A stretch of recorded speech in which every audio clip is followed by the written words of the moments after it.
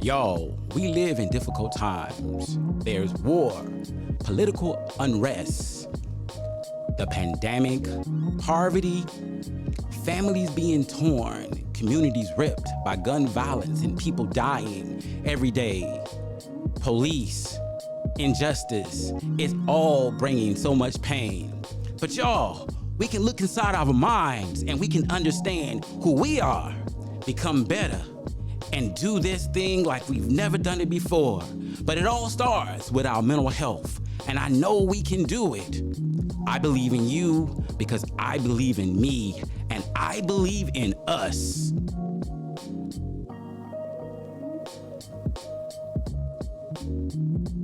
Hello, and thank you for joining in for another episode of Therapy is Life, where thinking, feeling, and experiencing well-being is what we do. Today, I got my boys with me. We're going to be talking about hip-hop. We're going to be talking about female rappers, and you know it's going to be live. Today, we're going to explore what we call our top 5 female rappers of all time. Then we're going to get into exploring some of the evolvement and evolution of females in rap music. From there, we're going to explore some songs and talk about some different social and political and mental health issues that have arrived as we explore this issue. So today I have with me G Moore. What's up, bruh? Peace and love, peace and love. Yeah. You doing all right today?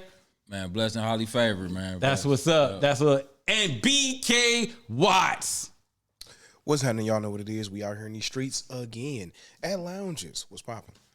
Yes, at lounges. You know, guys, y'all ready for this discussion? Y'all ready to do this? Absolutely. All right. So, listen, before we get started, I want to ask everybody this question. I want you to look deeper within yourself. Do you like women? Do you like what you hear when you listen to their music? Do you take time to truly understand? Because today we are going to be talking mental health, but I'm asking everyone to go deeper. Look inside yourself introspectively and really begin to understand how you see the women in your life and how you see the women that we're going to talk about in this music. So, but before we get started, we're going to get into our top 5 women in hip hop. So who go in first?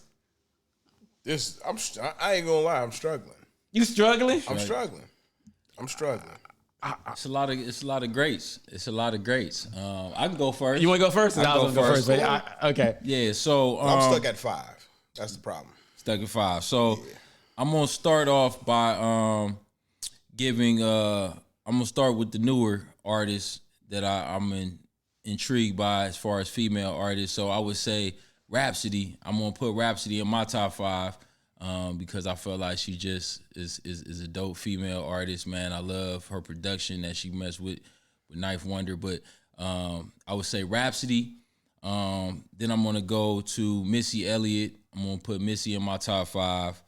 I'm gonna put Rod Digger in my top 5. I'm gonna put Bahamadia in my top 5. Okay. And then I'm rounding it off with the queen that I'm rocking her on my hat. Queen Lauryn Hill, Miss Lauryn Hill. There you go. Oh, my top 5. My top 5. All right, so let me do this. This was tough for me, man. This was tough for me. I gotta say it. This was really tough. But I had to go with, and it's in no particular order, but Missy Elliott, definitely. I Can't Stand the Rain in my window. Creative genius. Exactly. You know, Timberland, love that whole crew, right? Mm-hmm. So we got that, and of course, Lauryn Hill. Mm-hmm. Love her. I know she won't have a whole lot of bars out there, but the bars she has with the singing is just so dope. And what she's done, it just keeps flowing and has meaning today. Because even in therapy sessions right now, I use her lyrics to help people.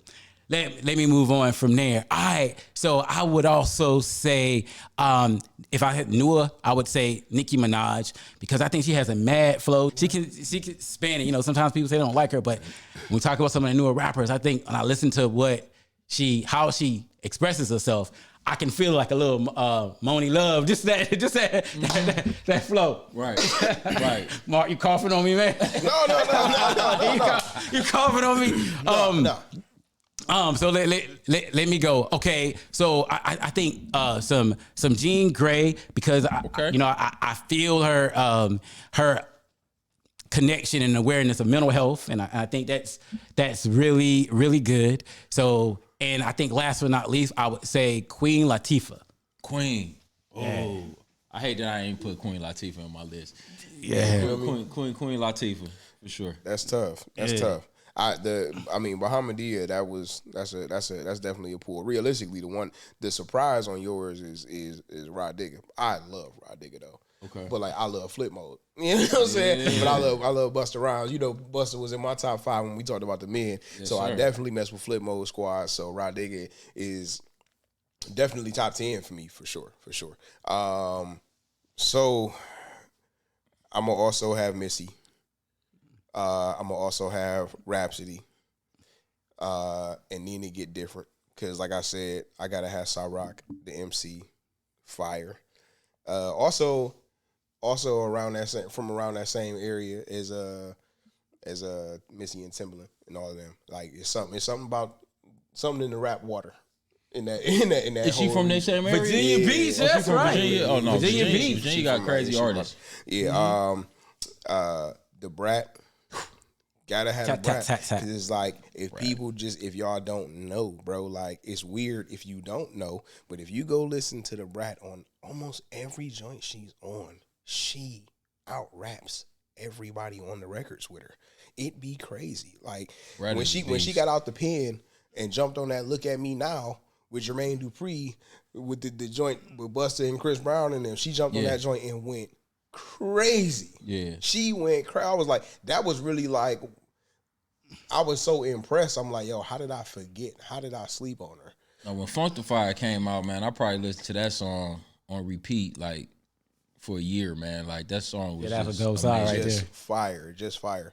So then to round it out, oh, man, yeah, I'm gonna just go ahead and take, Queen Latifah. Queen. To round it out for the 5.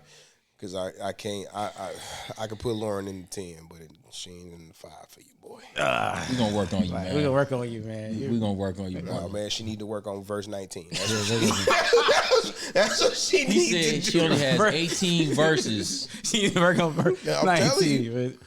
Hey, so seriously, before we get deeper into the conversation, G-Mal, you got your own music out, right? Yeah, so I appreciate you giving me a chance to shout that out. It's Maul G. I'm on all streaming platforms. Bandcamp is the main site that I put my music on, but you can look it up under MAALG, Maul G, and I'm a conscious hip hop artist, man. So, you know, if you're looking for some inspiration and something positive to listen to that you can play for your kids, with, you know, in front of your wife and children, you can look me up, and I got music videos on YouTube, you know, hip hop connoisseur. True to it. So yeah, look it up. And I just dropped a project this year called Electric Reflections. So check that out. Electric Reflections. I like that. Yeah. So it makes me think a little bit. There you go. Electric Reflections. That's what's up. I love that. Yeah, so BK Watts, I know you produce shows, and tell us a little bit more about you, man, what you do, how you do it. It's crazy. That's a heavy statement. Because like, so we met, and you know me as a podcast producer. My first thing was a rapper. I was a rapper first. So I was a rapper first. So I got I'm about to say, so y'all can find me out there. I only have one project out because I stopped after that. And then just get you on another project, brother. I know it's in you. It is. It's there. Mm-hmm. It's there. I ain't gonna lie. It's there. But yeah. So I tell everybody I'm a reformed rap nigga.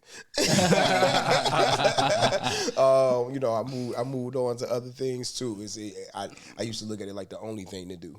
Like it was the only thing I could, and now I'm like, wow, look at what this so right here outlets. Is, you know what I'm saying? Right. I do this now. I'm an artist. So so I'm a show producer, and so you know, Pro 3 is obviously your art is amazing too, bro. I gotta appreciate you, bro. Have you seen his art? Yeah, I seen some of his art, man. It's work, man. I love his crazy, art, man. So yeah, like I'm one of those people who do like when you ask me what I do, it's like, well, I can talk about music. I could talk about podcast productions. You see how this quality looks, how we sound, how it is. This is me. I do this. And then also I say I'm an artist. I'm one of them people that say I do a lot of stuff, but I'm actually really good at all the things I do. So like, I'm not just like one of them people that just kind of do this and kind of do that. But yeah, I'm an artist. I'm a podcast producer. I'm a podcaster myself. And like I said, reformed rapper. Hey, you're not like Erica though. You know, you're not Erica Badu is, right? You know, keep in mind, I'm sensitive about my music. You feel me? That's how artists are though, man. And I can relate. But you know what the wild thing about it though is, bro, honestly, I'm not. I'm not. And that's just because I think over time I just grew to learn that everything ain't for everybody. So I can't expect, you know, every person to feel how I feel about what I created. But with that in mind, I also don't look at everything that I create like it's great. I'm honest with myself, and and this is the biggest thing. If I don't think it's good, the world would never see it. You would think it. You would never know it happened. Most artists are their own toughest critic, though. For sure. You gonna critique. I got so much stuff that the world will never hear that people probably would love, but I critique it. Yeah, that's what I'm saying. But nope. I'm like, nah, because if I see it. And I can pick it apart. There's gonna be somebody who don't care about me, who gonna see that and don't have no reason to hold back to pick it apart too. Right. So it'll never see the light of day. I'm just good. I'm all right. So let me ask you this question: what if your art, you saw it and you thought it was good, and you had other art you didn't like, but you was in an industry or in a place where somebody says, "Oh, this art over here, you like it, but we don't think that worked. We really like this over here. Let's get more of that." How would you respond to that? That's tough too, though, because it's one of them things where, you know, sometimes the thing that you put the least amount of effort into or care the least about is the thing that captivate people somehow. And it be like that. Like we talking about females in hip hop. Doja Cat is out here now. Everybody's listening. Everybody's paying attention. She been dope though. But she didn't pop until she sat in her bedroom bored and made a song calling herself a cow. Oh wow. And after she made the cow song with a green screen in her bedroom, shot the video in her bedroom, and then put it out, it went viral. And she's saying, "Bitch, I'm a cow, bitch, I'm a cow." Goes viral and does millions and millions and millions of views. Now people are looking at her, and then they go listening to her actual music and go, "Oh damn, she dope." But people like, "But you the cowgirl." She like, yeah, but like that was I was bored. I was at the house. I ain't had nothing to do. Right. That wasn't a real effort from her. You know what I'm saying? But it be stuff like that captivate people. So I mean, it's tough. Art is so subjective though, you know, and like abstract art, people might look at certain things as it's crazy, but then some people will love it to death. I look at like Basquiat as an artist. Some people will look at his stuff and look at that like scribble scrabble. Right. Now you have people who appreciate it as fine art like Mona Lisa. You know what I mean? Like, exactly. Or any of the other great artists that ever existed. So yeah, to your point, think about it like this. We oftentimes the legacy of artists is many generations later. So you look at a person like a Vincent Van Gogh, Starry Night, man, the dude died broke. But how much is that picture worth right now? Right. That's honestly one of the worst parts about being an artist. Is thinking to yourself, is thinking that like I may never see what my work will become to the world. Yep. I like you like for there are some artists whose work they will be able to see it impact the world, but it's actually not that frequent that you know what I'm saying, that people like it's more frequent that people realize what you was doing after once they pay attention to you after you gone. Same with like Nipsey. Exactly. Yeah. You won't see it, man. Or Nina Simone. Yeah. That's trash, bro.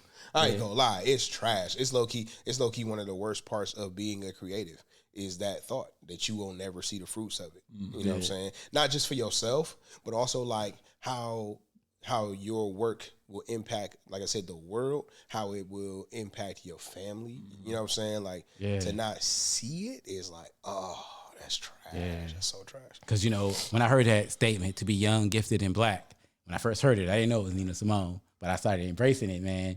But then it was like, oh, wait a minute, that's Nina Simone. Like, how long ago was that? Plug to that quote. I actually got a song called "Young, Black, and Gifted" in homage to that song. So, for real? Yeah, check that out. But for sure. But since we're talking about artists and we're talking about music, man, this is a good segue, right? So thinking about women and hip hop, do we love them? Do we like them? We can't stand them? I want you to think about that. But as we evolve in this discussion, I want us to talk a little bit about some of the early hip hop rap artists that you think was very influential in creating the very hip hop R&B place we are today. Obviously, today when we look at women in hip hop, you oftentimes you'll hear about Cardi B, you oftentimes hear about Megan Thee Stallion, Nicki Minaj, right? But there's so many more out there. But at the foundation of it, how did we get where we at now? Well, when you talk about the foundation of hip hop and female contribution, I know for me in my time, I was born in 1982, and the earliest female artists that I remember, and looking down the catalog of them, it was definitely some who predates her, but Roxanne Shante was like the first one that hit my ear, as far as a name to recognize and know.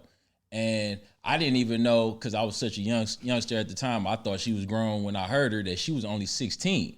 Yeah. And Biz Markie had something to do with helping discover her. But at 16, she was coming with, some adult content type lyrics. She was talking about, just her as a female. And she was really in that beginning culture of hip hop where it was about the battle side, the art of battling. So it wasn't other female artists that she was battling against. She was battling against men. Grown men at the time. At 16, Roxanne Shante was battling against grown men who, and I'm sad to say, because this is one of my favorite artists, KRS-One, that she had a verse dissing KRS-One, because KRS-One said something about her, in a battle rap. So she had a track called Shantae's Revenge, where she was basically battling grown men, like, defending herself as a young female artist, like, I can rap on y'all level, I'm just as cold as y'all. So she was one of the first that I would name. Yeah, and being one of the first, think about it. Many of us, we go into places and we might be the first. I might be the first person who went to college. I might be the first person to get a certain job. I might be the only one like me in a particular place, right? And how does that feel, man? Yeah, I'm sure. I mean, it had to feel like pressure for her, because now she's not only stepping into a male dominant genre that was pretty much all men, who was running at the time, but for her to be in New York City at 16, rapping on big stages and battling grown men, it had to be pressure and level of fear for her to do that, but she overcame it and kicked down the door for a whole lot to come. Yeah. I think she was like one of the first ones to like really hit the radio. Yeah, I was doing some research on her and I realized that she started rapping when she was 9 and she retired at 25. Wow. I wish. That's deep. And then I was listening when I was watching this documentary about her. She was, I think she was like a teen mom, or she was an early mom, and she was like on tour with her son, and like she would go on stage, rip the show down, but she wouldn't go to the after parties and stuff like that because she was a mom. You know what I'm saying? Like she was on tour having her little son with her, so she would just go to the hotel and be mommy after, rocking the stage. You know what I'm saying? So I thought that was pretty impressive that she was holding it down like that. That's what's up. Yep, you can do it, right? Well, I mean, I'm a toddler, so by comparison, no. So like the first. Dang, man, you saying we that old in here, man? No, I'm talking shit. But so like I told y'all on the last joint, I dropped in 87. That's when my mixtape came out. Yeah, for me, the earliest women in rap that I remember were JJ Fad, and hearing Supersonic was like my first. that I remember, that I can recall, introduction to female rap, and I loved that. You know what I'm saying? Like, I thought that was dope. Like, them and Salt and Pepper are like the first that I remember. Salt and Pepper. That I really remember. And then from there, it was just like, but that was like all like, I feel like they was all like fun music, party music. Mm-hmm. Felt like it wasn't until Queen Latifah that I first heard a female rap that, you know, talked about an actual like issue. Yeah. That wasn't like, you know what I'm saying, kick it music low key. Right.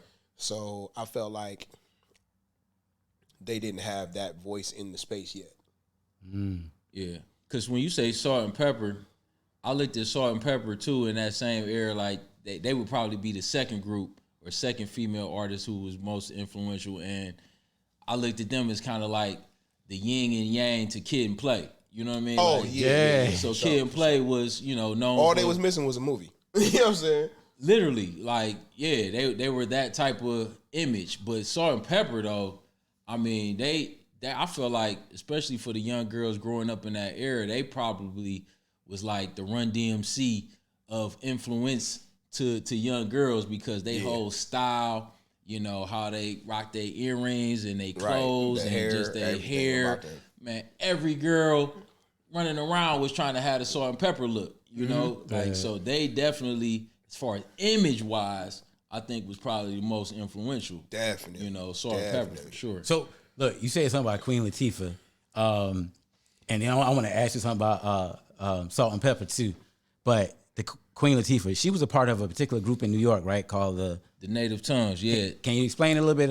Yeah. That's why the native tongues have officially been reinstated. Yes, sir. Yes, sir. Yes, sir. No, you know, that's my favorite co-op group, you know, because the core of it was, you know, Tribe, Jungle Brothers, De La Soul, Leaders of the New School, Busta Rhymes' birth. You already know. You know, and then Queen Latifah being like the queen of that group. She came in and then she brought in Moni Love. And I think what they represented as a co-op group was just like, you know, real hip hop, but then also culture. You know, they all unapologetically was repping, you know, being African, you know, wearing dashikis, being proud of who you are and your culture.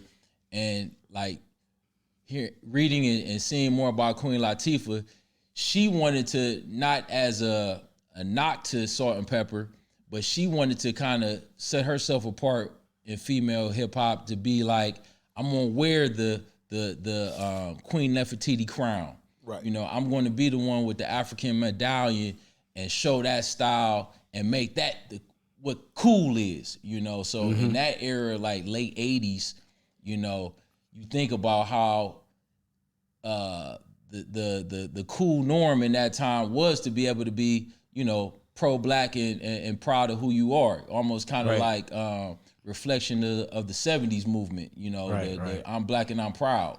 You know, they were the voice of that for hip hop for sure. And Queen Latifah, I mean, she was a trailblazer with that, with her whole, just her image alone, just being able to come with the Queen Nefertiti crown, like I said, and show that as like royalty. I'm royalty. I'm not just this street girl, you know, around the way girl, even though, you know, she could relate to that side too. I'm going to show you, you know, who we are as descendants of kings and queens, you know. Because she could play that role, because remember her and Set It Off? But she played that. Like, don't get on that side of Queen Latifah. You serious? She could play that role.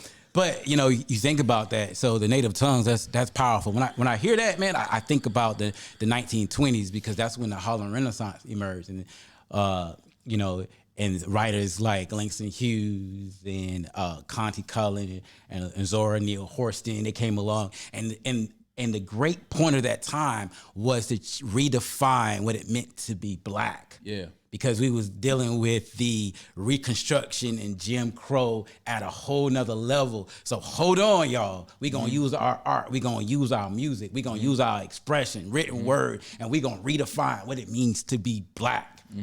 Thus, people like Langston Hughes, and of course, I know why the Cage Bird sings. Maya Angelou came along, and then you see this happening. Absolutely. It's just jumping or vamping from that, man. I love it. It's one more name that you got to mention in that same era and that same like tone of movement is Sister Soldier. Oh, you got to mention Sister Soldier because she wasn't in native tongues, but she was like connected with the X Clan, who was really like we the Black Panthers of this rap movement. You know, we gonna be the ones who gonna speak truth to power on a whole nother level. Like Sister Soldier was on some prison reform and, you know, stopping police brutality and, you know, speaking about, you know, the injustice of Black people in America to the fullest extent where I even think like she was a threat at one point to the FBI. Like they were looking at her as like,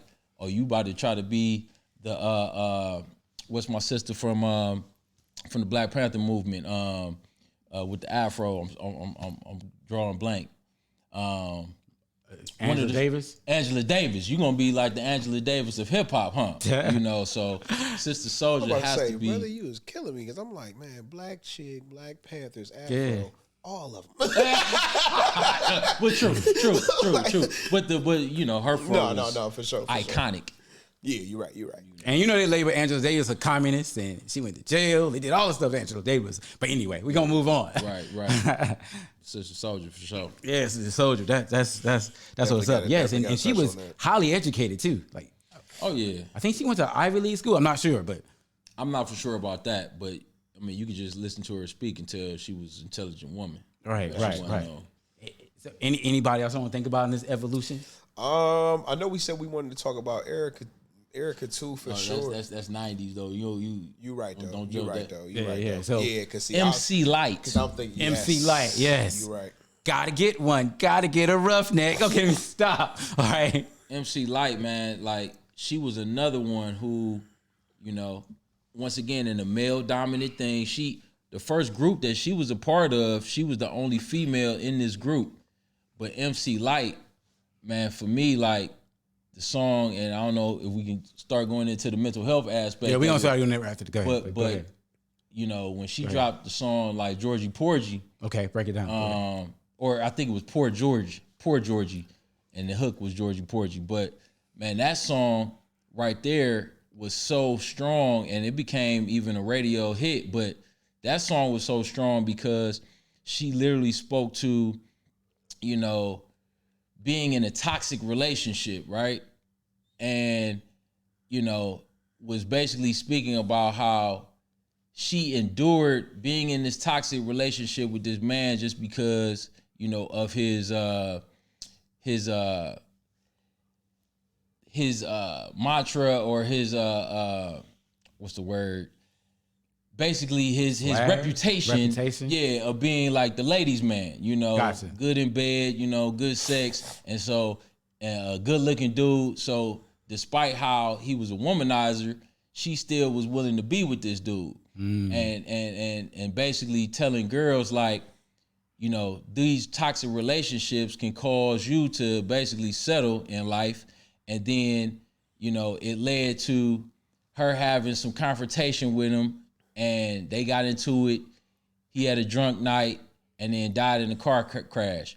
And just the thing about MC Light that was so cold out of all the female artists at that time was the fact that she was a storyteller, something like Slick Rick. Like she had the art of storytelling down.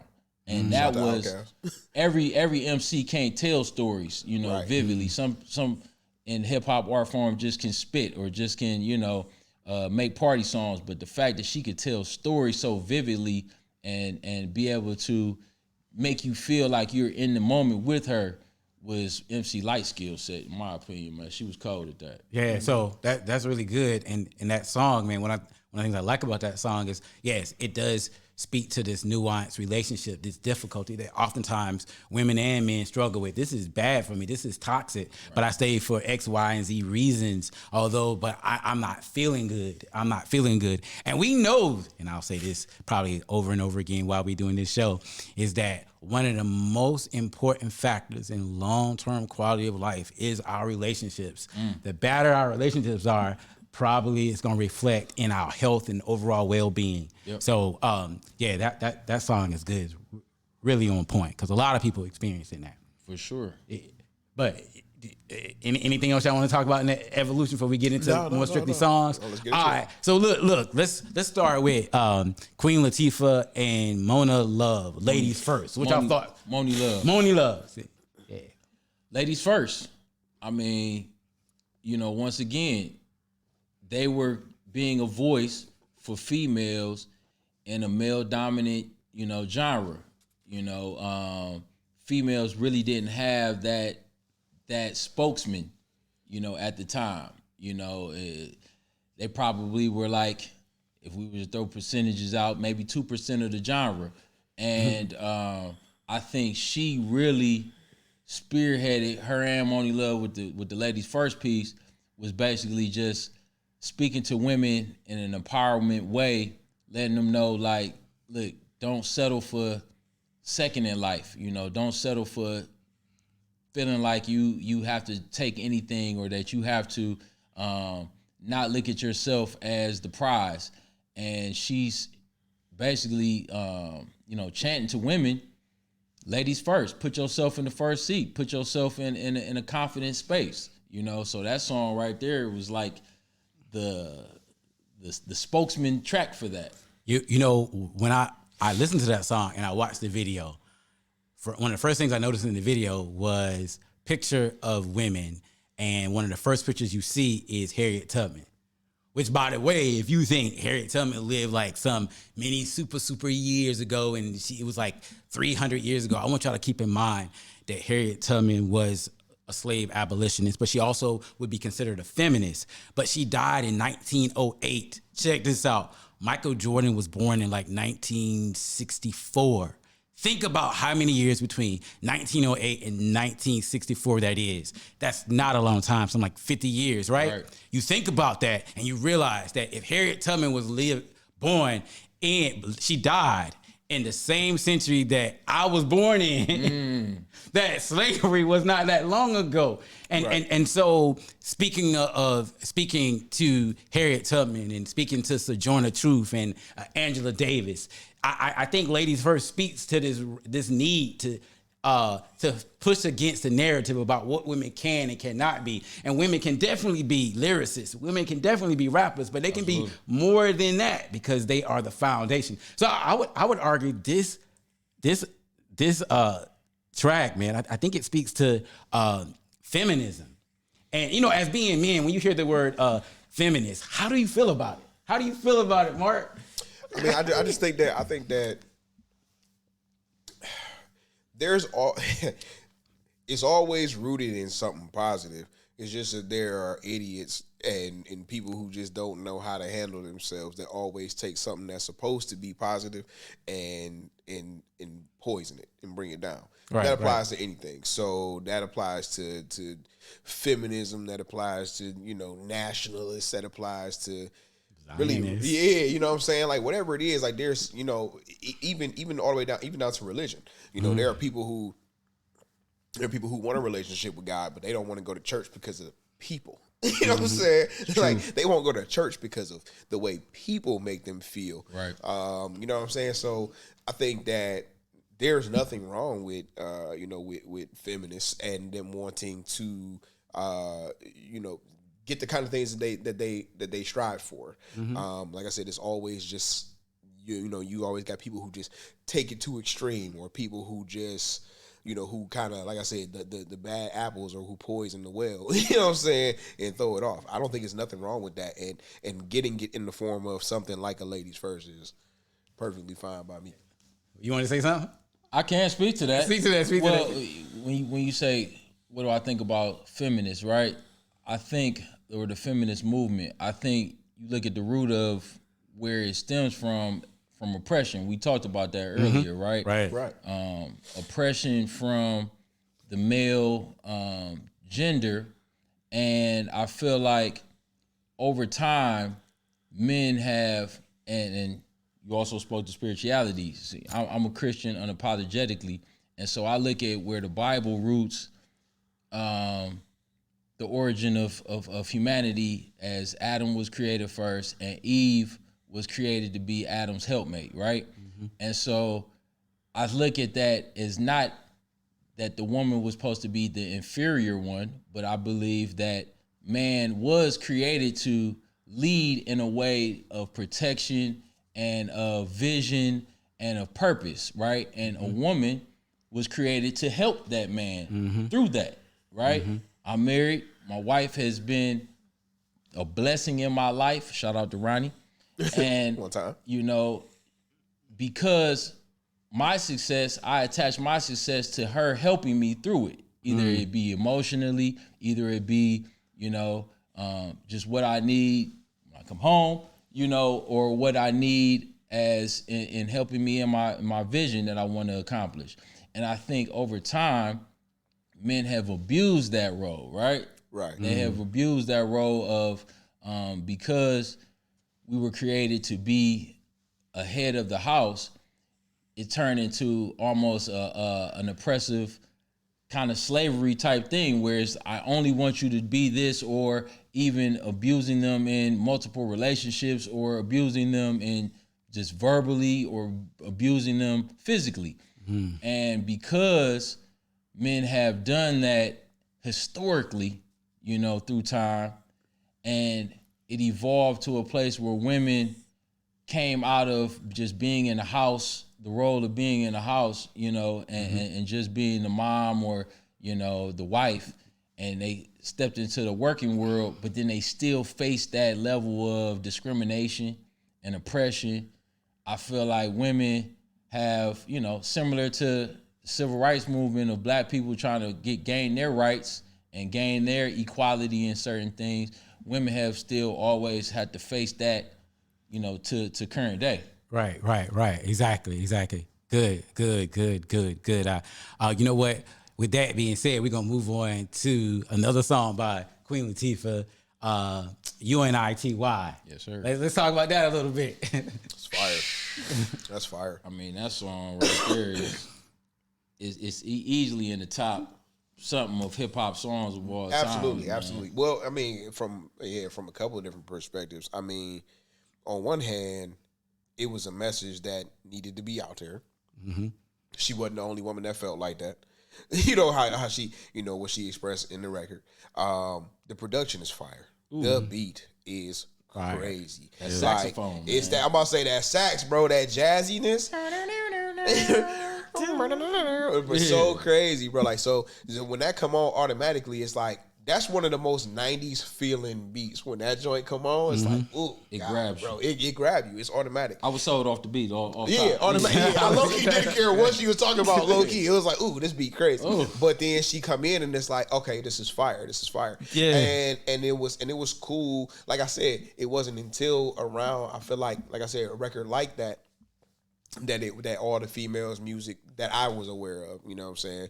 I'm not saying as a whole, but that I was aware of, especially on the mainstream, was really Party, Kick It, you know, so on and so forth. So for it to get that and then be like, hey, listen, like, we hear y'all talk about us like this in this music. That music influenced y'all to talk to us like this in these streets, and that's not what this is. You know what I'm saying? That is a powerful record for multiple reasons. You know, like she say, like, and the way that she addressed women and herself in the record, you know what I'm saying? It's sister, you know what I'm saying? Like, it ain't, you know, they not trying to hear right. Who you calling a bitch? Like, every time I hear a brother call a girl a sister, call a, you know what I'm saying, call a girl a bitch or a hoe, like, it's, come on, bro. Like, trying to make a sister feel low. You know what I'm saying? Like, Exactly. like all of that got to go. And that's like, yes, that's and more followed from that. Yeah. Her, you know, putting that out there, it took somebody, had to be the one to be like, hey, look, it's cool y'all having fun with y'all music and doing whatever, but like, we got feelings too, brother, and it ain't just that. Like, respect us, because we are supposed to be y'all right hand, the rib, the helper. You know what I'm saying, and not just beneath. And I feel like that speaks to how at that point how rampant the disrespect for women had got in hip hop. I mean, it just, you know, in our culture. Yeah. And with hip hop being a driving force of that. And walking down the street, you know, somebody saying something, you calling out your name or whatever it might be, or any place. Grabbing on you physically. Grabbing on you physically. Grabbing on her. You know what I'm saying? One of them felt my booty. He was nasty. Yeah. What? So, like, you don't even know me, bro. Like, because you be listening to 2 Live Crew, you feel like you can put your hands on me in the street. You don't even know me. Right. That's crazy. That song was like the hip hop version of Aretha Franklin's Respect. For sure. You know what I mean? Like, for sure. To put it out there, like, you gotta respect Put in a me. modern form for hip hop. And then it showed still black women's loyalty to the men still, though, because she started it off by saying, love a black man from infinity to infinity. Like, I love you. Mm-hmm. I want to be with you. Right. But you can't disrespect me. Right. And so in your last point you was talking about, you know, being respectful, being a loving man to a woman. I think there's a difference between trying to be a loving, supportive, nurturing, cultivating man who lifts his woman up versus a man, look, I'm the head N.I.C. Look, I'm in control of this, and you're going to do this, you're going to do this, you're going to do this. I got this list of shoulds that you need to take care of, and if you don't do this, there's a problem because I'm the man. I'm in charge. This is what I'm supposed to do. This is like godly ordained. That's a bunch of crock. Yeah. That's such a whack ass idea. Excuse me, Mom. That we need to get rid of because it takes away from us having truly healthy relationships, because women gonna love us, they gonna be there for us, they gonna support us, and we ain't gotta act like that. But what we need to do when we act like that is work on ourselves, because maybe our self-concept is so rooted in things that are so unhealthy, and so we feeling good about being the person in charge. But one thing I realized about power, when you have to assert power to be in charge, you've already lost it. Yeah. You've already lost it. It's already gone. Because when you can influence and inspire others to be a part of you without having to use your power, that's when you got a relationship. Yeah. Right. I want to quickly speak to, because I feel like, to your earlier point when you said how we're not far removed from slavery. Right? So hip-hop music was birthed 1979. Mm-hmm. Okay? And being that's not that far removed from slavery, hip-hop is still a voice for speaking out for post-traumatic, what we had to deal with slavery. Mm-hmm. I think, and this is just my concept with it, you know, one thing about hip-hop, especially men in hip-hop, it's been a braggadocious thing, right? It's all about the sport of bragging and kind of showing how cold and fresh and fly you can be. And one element of it that I feel like spoke to our pride or our way of self-worth or our way of boasting ourselves up was showing how many women that we could be with, right? Like, that's been the toxic, I would call it toxic, because it definitely influenced a lot of people to have, and this kind of goes into something that happened in the 90s where you had to learn about protecting yourself, you know what I'm saying, and having safe sex. But it spoke to having toxic relationships and just multiple sex partners and being abusive to women in a way that is like, you know, the pimp mentality. How many females can I sleep with? How many women can I have? Mm-hmm. And so because that influenced through hip hop so much, I feel like, you know, it cultivated a wrong mentality for men to kind of brag about how many women they've been with in their records. And that became the kind of status quo. So then you had artists like a Queen Latifah who had to kind of balance that out and be a voice for the women, where it's like, okay, I know that this is y'all culture, this is what y'all talking about, but we're women, we have voices, we have feelings and opinions too related to this. This affects us emotionally, you know. And Moni Love, as you were talking about in that song, she had the song It's a Shame, right? And It's a Shame, she talks about, you know, trying to build sisters up by letting them know, like, women, you don't have to take this. You don't have to be just the doormat to men, you know, and you don't have to just allow a man to just walk over you like this, like you a doormat, which you is know, crazy. And she even got a line where she says, you know, you don't have to hide your grieving face. She says grieving in this record, you know, because it obviously caused women a certain level of hurt and pain. You know what I'm saying? Behind the cause and effect of men glorifying, you know what I'm saying, being with multiple women. Not saying that hip hop was the birth of that concept. You know, the pimp mentality been going on since the 60s and 70s. But I think also that whole concept burst from a place where we had to find where we could boast ourselves up because society has pushed us down so hard. Where can I find some glorification or some way that I can make myself feel great and cool is through, you know, having a lot of women. Right, yeah, that's the thing. Having a lot of women, having power over them, having control, bro. That and the I think the best part about that is most people do not get the message in the record because it's not necessarily hidden, but it's hidden under a jam, bro. Like, It's a Shame, bro. That beat crazy. It was. Like, most people, when they hear that joint, they start dancing instantly. Lyrics and they over think their head. about House Party. And like I said, like, it's a groove, bro. Like, that's right. You know what I'm saying? Like,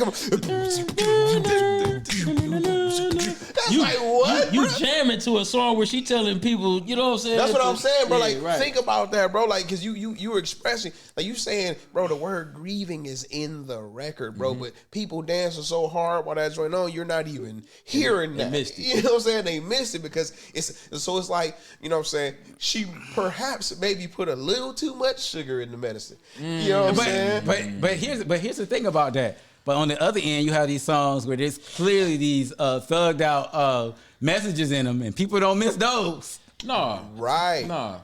They don't miss those messages.